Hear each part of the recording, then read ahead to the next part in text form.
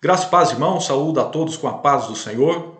Mais uma vez, dando sequência ao estudo indutivo no Evangelho de Mateus. Hoje o texto é Mateus 6, de 22 a 24, com um tema muito importante, a luz e as trevas e os dois senhores. Ainda nós estamos no Sermão da Montanha, no Sermão do Monte. Então te convido à leitura da Palavra de Deus, Mateus 6, de 22 a 24, diz assim o texto. São os olhos a lâmpada do corpo. Se os teus olhos forem bons, todo o teu corpo será luminoso. Se, porém, os teus olhos forem maus, todo o teu corpo estará em trevas. Portanto, caso a luz que em ti há sejam trevas, que grandes trevas serão? Ninguém pode servir a dois senhores. Por quê? Ou há de aborrecer-se de um e amar ao outro, ou se devotará a um e desprezará ao outro. Não podeis servir a Deus e às riquezas. Mateus 6, de 22 a 24. Essa foi a leitura da Bíblia. Vamos orar ao nosso Deus, te convido neste momento. Senhor, nosso Deus e Pai, Criador do céu e da terra, obrigado pela oportunidade de estudar, de ler a Tua palavra. Pedimos que o Senhor nos ajude a entender, a interpretar e a aplicar. Oramos assim em nome de Jesus Cristo. Amém. Perguntas de observação. Quais são as três metáforas que Jesus usa no capítulo 6 de Mateus para ensinar lealdade a Deus, lealdade inabalável aos valores do reino de Deus? Então nós vimos que Jesus ele usa três metáforas para ensinar isso. Lealdade, os discípulos devem ser leais a Deus. Quais são essas metáforas? Primeira resposta, metáfora do tesouro. Onde estiver o teu tesouro, aí estará o teu coração. E metáfora da luz, que é o texto que nós lemos que fala dos olhos. E a metáfora da escravidão, que é o texto que nós lemos que fala sobre os dois senhores.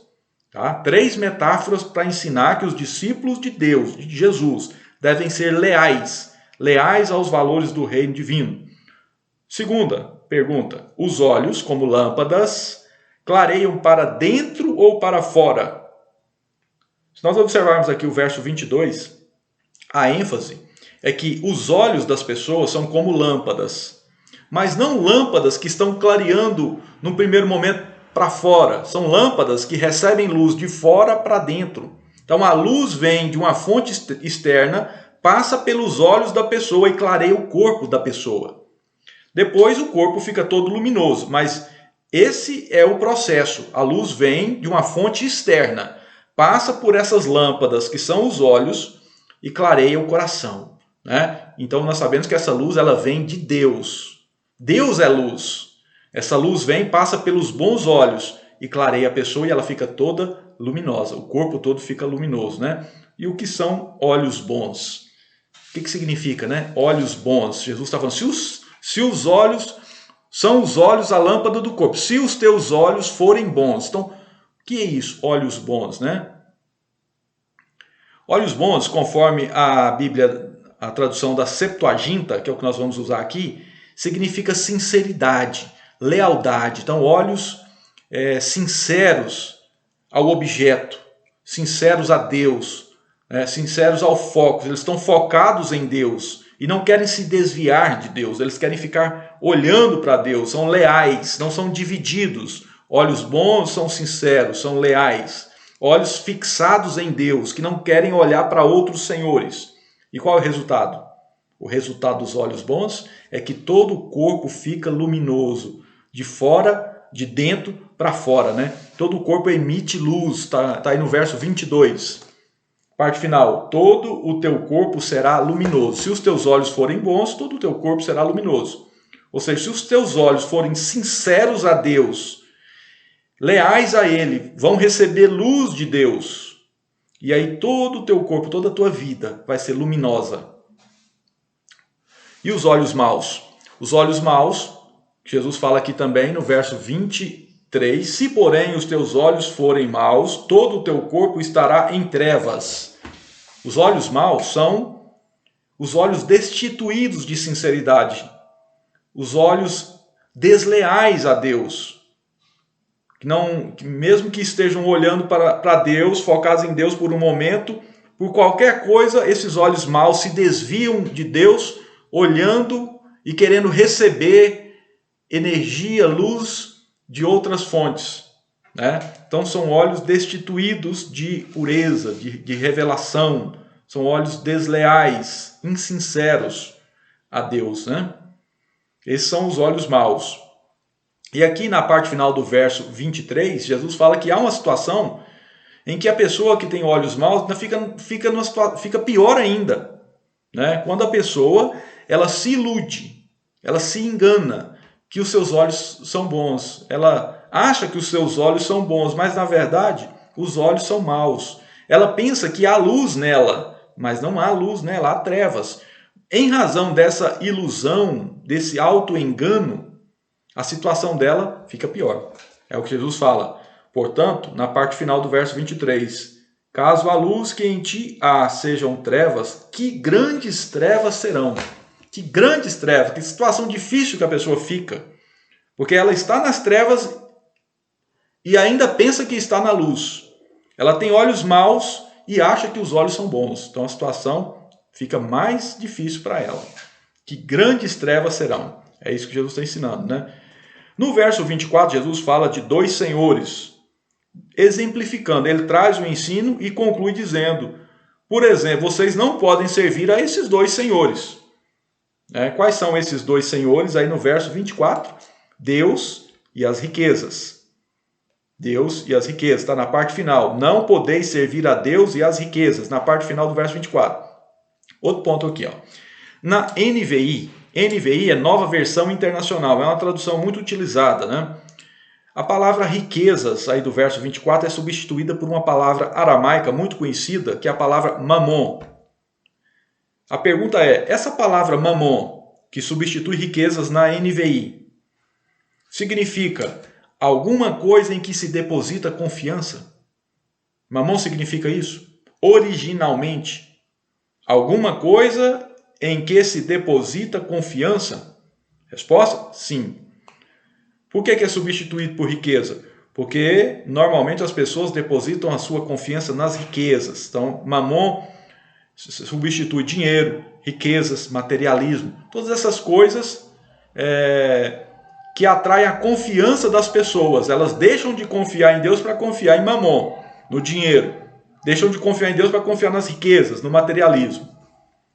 Última pergunta de observação. Quais são os sentimentos em relação a cada um desses dois senhores? Quais são os sentimentos aqui? Jesus fala de dois sentimentos para cada um dos senhores. Verso 24. Amor e devoção em relação a um, aborrecimento e desprezo em relação ao outro. Verso 24. Ninguém pode servir a dois senhores, porque ou há de aborrecer-se de um e amar ao outro, ou se devotará a um e desprezará ao outro. Então, amor e devoção a um senhor, e ao outro, aborrecimento, desprezo. Por isso que não dá para servir aos dois ao mesmo tempo, na mesma intensidade, com a mesma fidelidade, com a mesma lealdade. É impossível. Segunda parte, interpretação, que é o significado. Nós observamos, agora vamos para o significado, a interpretação. 4 pontos. É correto dizer que Jesus não está defendendo o ódio a um senhor, mas ensinando sobre preferência, no sentido de que o amor mais profundo e a principal lealdade de toda pessoa devem ser dirigidos ao Pai e ao Filho que ele enviou, e não primariamente a outros senhores como as riquezas?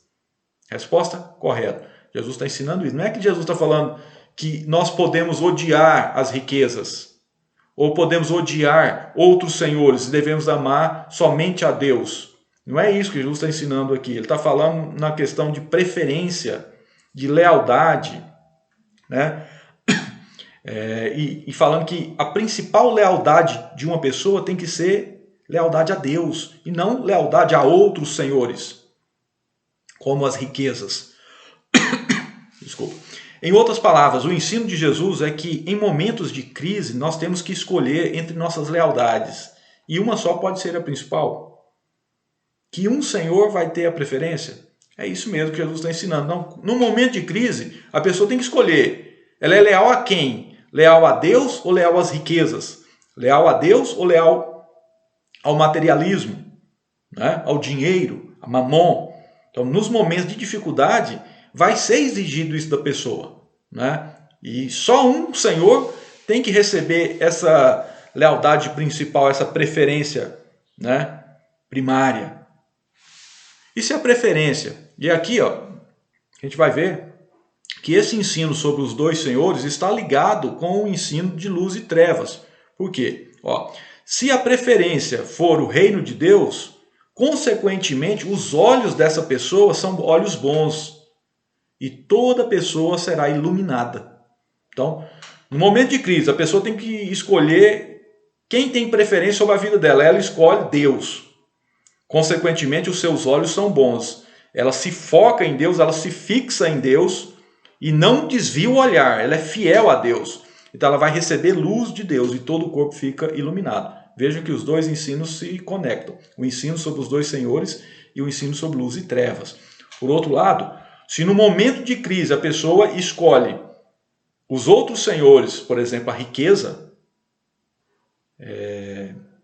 e não a Deus, os seus olhos são maus e ela vai ficar em trevas. E isso pode ficar pior ainda se ela se iludir que tem olhos bons, porque aí as trevas ficam mais densas ainda, né? Que grandes trevas serão. Então esse é o ensino, essa é a interpretação. Então Jesus está falando de preferência, de lealdade, né? Lealdade a Deus. Lealdade a um Senhor apenas. Se escolher Deus, os olhos são bons. Se essa pessoa é leal a outro tipo de Senhor, qualquer que seja, os olhos são maus.